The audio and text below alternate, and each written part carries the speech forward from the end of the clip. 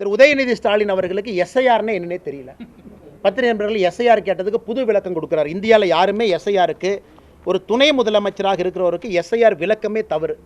அதனால் உண்மையாலுமே அவருக்கு இந்த கோர்ட் இஷ்யூ தெரியுமா, ஜட்ஜ்மெண்ட்டு தெரியுமா, தெரிஞ்சு தான் பேசுகிறாரா அப்படிங்கிறது மாண்புமிகு துணை முதலமைச்சரின் மீது எங்களுடைய குற்றச்சாட்டு. இரண்டாவது, மாண்புமிகு துணை முதலமைச்சர் அவர்கள் இன்னைக்கு புரிஞ்சுக்கணும், 1ஆம் தேதி சொன்னாங்க, 2ஆம் தேதி சொன்னாங்க, 3ஆம் தேதி சொன்னாங்க. அன்னைக்கு துணை முதலமைச்சர் எங்கே போனார்?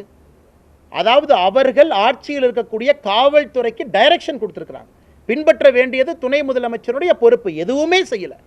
இன்னைக்கு இந்த மாதிரி மதக்கலவரத்தை ஏற்படுது. திரும்ப திரும்ப நாங்கள் சொல்கிறோங்கன்னா, மதக்கலவரம் என்பது பொது சொத்துக்கு தீ வச்சாங்களா?